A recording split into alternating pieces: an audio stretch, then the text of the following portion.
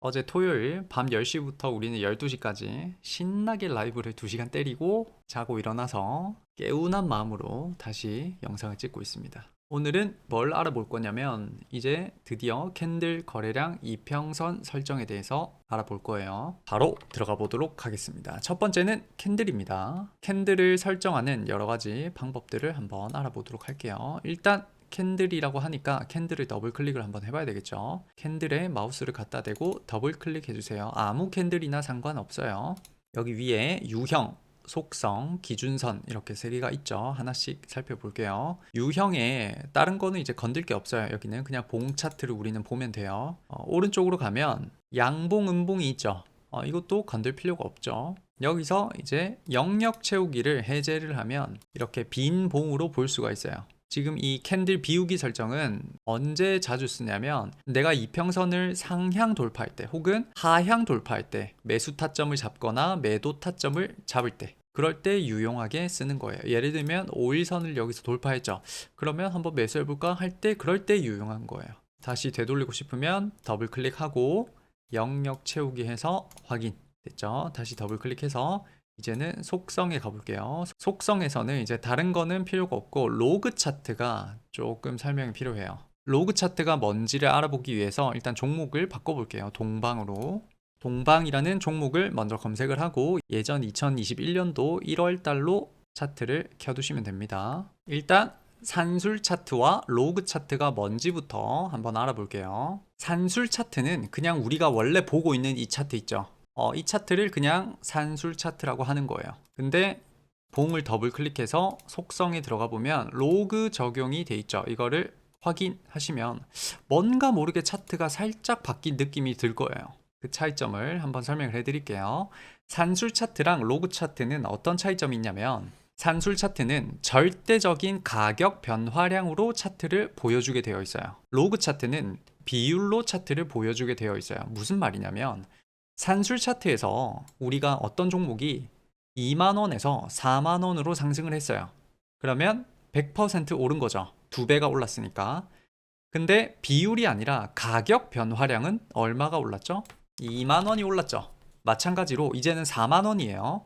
4만원에서 8만원으로 올랐어요. 똑같이 100%가 올랐죠. 그런데 1번에서도 100% 오르고 2번에서도 똑같이 100%가 올랐지만 가격 변화량은 여기서는 4만원에서 8만원이 됐으니까 4만원이 오른 거죠. 여기까지 이해되셨죠? 근데 로그 차트는 아까 말했듯이 비율로 차트를 보여준다라고 돼 있죠. 비율이 기준이 되는 거예요. 그러니까 2만원에서 4만원으로 상승을 했다면 상승 비율은 2배가 올랐으니까 100%가 되겠죠. 그 다음 두 번째 4만원에서 8만원으로 올랐어요. 마찬가지로 비율이기 때문에 상승 비율은 100%가 되겠죠. 즉 같은 값이 나오게 되는 거예요. 근데 산술 차트에서는 가격 변화량의 기준을 두고 있기 때문에 똑같이 100%가 상승했다 하더라도 2만원, 4만원으로 결과값이 다르게 나오는 거예요. 결론 1번 산술 차트는 같은 비율의 상승이라 하더라도 가격 변화량을 기준으로 표현하기 때문에 가격이 급격하게 올라갈수록 이전 차트는 작게 보인다라는 거예요. 이거는 지금 로그 적용을 푼 거예요. 산술 차트예요. 지금 여기서도 상한가를 가고 여기서도 상한가를 갔어요. 근데 같은 상한가지만 봉이 어때요? 크기가 다르죠. 여기가 더 작게 보이죠. 왜 그러냐 하면 산술 차트는 여기에 쓰여 있듯이 가격 변화량을 기준으로 하기 때문에 나중에 급등이 나오면 더 큰 가격 변화량으로 급등이 나오겠죠. 예전과 똑같이 2배가 오른다 하더라도 예전에는 여기서는 2만원에서 4만원까지 갔는데 여기서는 4만원에서 8만원이 가게 된다는 거예요. 이 봉을 보시면 여기가 종가죠. 그러면 종가에서부터 다음날 종가까지가 또 상한가를 갔어요. 그럼 이만큼의 상한가를 간 거죠. 이거를 그대로 여기에 갖다 붙여보면 안 맞단 말이에요. 똑같이 상한가를 간 거를 사각형을 쳐서 여기에 갖다 대면 안 맞아요. 왜? 비율이 아니라 가격 변화량을 기준으로 차트를 보여주기 때문에 여기서는 가격 갭이 2만원이라면 여기서는 가격 갭이 4만원이 되는 거예요. 그러니까 차이가 날 수밖에 없는 거예요. 두 번째 결론, 로그 차트는 비율로 차트를 표현하기 때문에 급등을 계속해서 한다 하더라도 이전 차트와 같은 비율로 차트를 보여주게 된다라는 거예요. 봉을 더블 클릭해서 로그 적용을 한번 해볼게요. 로그 적용을 지금 한 거예요. 그러면 이날 종가에서부터 여기까지가 한 번 더 상한가를 쳤어요. 그러면 이 사각형을 그대로 여기에 갖다 대면 딱 맞아떨어지죠. 똑같이 여기 지금 점상이 가려져 있죠. 여기 동그라미 친 곳에. 아까는 달랐지만 왜 지금은 같으냐라고 하면 로그 차트는 올라간 비율을 기준으로 하기 때문에 여기서 이만큼 만약에 100%가 올랐다면 마찬가지로 여기서 이만큼도 100%가 올랐기 때문에 같은 비율이기 때문에 봉의 크기가 똑같아질 수밖에 없는 거예요. 그래서 산술 차트와 로그 차트는 잘 이해를 하셨죠? 근데 이제 좀 아셔야 되는 거는 우리는 지금 트레이딩을 하고 있잖아요. 이게 여기서는 제가 자세히 설명은 하진 않을 건데 이 로그 차트는 사실은 가치 투자자들이 유용하게 쓸 수 있는 도구예요. 우리 같이 트레이딩을 하는 사람들은 사실은 크게 그렇게 의미 있는 기능은 아니에요. 저는 이제 가끔 쓰는데 언제 가끔 쓰냐면 너무 급등이 많이 나온 애들 있죠. 순식간에. 예를 들면 얼마 전에 세력주였던 에디슨 모터스라고 있죠. 에디슨 EV로 바뀌었다가 지금은 스마트 솔루션즈로 바뀌었죠. 여기서 엄청 급등이 심하게 나왔었죠. 점상을 몇 번이나 치고 그리고 눌림을 줬다가 또 똑같이 이렇게 점상을 치게 됐죠. 이거를 로그 차트를 풀고 보면 차트가 조금 잘 안 보이죠. 여기서. 그럴 때 저는 차트를 조금 깨끗하게 보기 위해서 로그 차트를 적용하는 편이에요. 그러면 조금 더 차트가 비율이 똑같아지기 때문에 보기 편한 감이 있죠. 이럴 때 말고는 뭐 크게 쓰는 경우는 잘 없습니다. 그래서 장황하게 설명을 했지만 사실은 크게 쓰지는 않는 기능이다. 가치 투자자들은 꽤 많이 쓰는 걸로 알고 있습니다. 다음은 또 삼성전자로 돌아와서 이번에도 봉을 더블 클릭을 한번 할게요. 더블 클릭해서 이제 속성에서 로그 차트를 풀어주고 이제는 기준선을 볼게요. 여기 기준선이라고 있죠. 기준선은 이제 단타 하시는 분들이나 트레이딩 하시는 분들이 자주 쓰는 기능인데 각자의 매매법에 맞춰서 이거는 무궁무진하게 쓸 수가 있어요. 여기 지금 당일 가격이라고 돼 있죠. 고가와 저가에 한번 체크를 해서 확인을 한번 해볼게요. 그러면 어떤 일이 벌어지냐?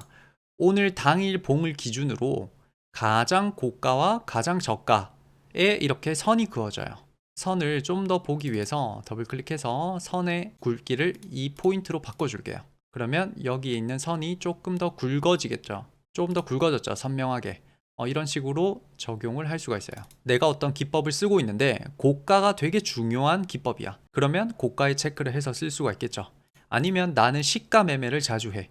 매일매일 아침에 내가 따로 선을 긋지 않아도 시가에 선이 맨날 그어졌으면 좋겠어 라고 하면 시가에 확인을 하게 되면 이렇게 시가에 선이 맨날 그어지게 됩니다. 당일 기준으로 그어지는 거예요. 마찬가지로 밑에 상한가, 하한가가 있죠. 그럼 상한가에 체크를 하고 이거를 3포인트로 한번 바꿔볼게요. 그러면 오늘 만약에 삼성전자가 상한가를 치게 된다면 여기까지 올 수 있습니다 라는 뜻이에요. 이해되셨죠? 그래서 이 기준선은 정해진 게 아니기 때문에 각자가 쓰고 싶은 대로 쓰시면 됩니다. 저는 아무것도 쓰지 않고 매매를 하고 있습니다.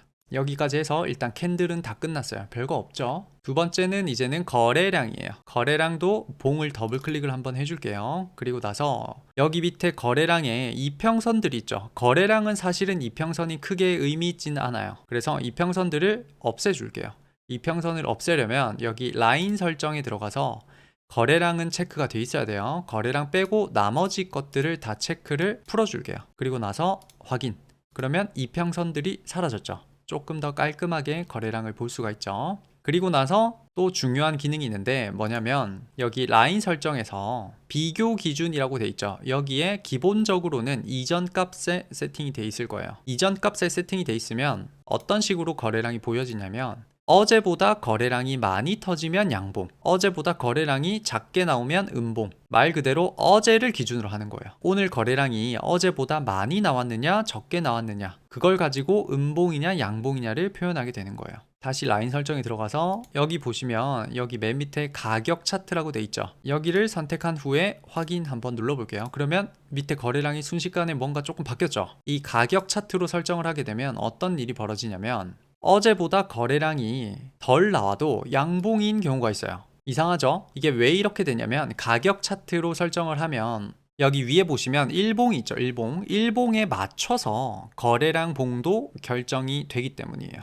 이 기능은 조금 유용한데 언제 많이 쓰냐면 이런 급등주를 볼 때 조금 좋아요. 거래량을 가격 차트에 설정을 해놓고 보면 이 위쪽이 음봉인 날은 밑에도 음봉으로 체크가 돼요. 그러니까 빠르게 볼 수 있는 거예요. 음봉인 날에 밑으로 눈을 내렸더니 음봉의 거래량이 있네. 이 정도 터졌구나. 이렇게 눈으로 빠르게 볼 수 있는 장점이 있어요. 그래서 급등주 매매를 하시는 분들은 가격 차트로 놓고 보는 게 좋고, 그렇지 않으신 분들은 아까 기본적인 이전 값에 두고 쓰시는 게 좋아요.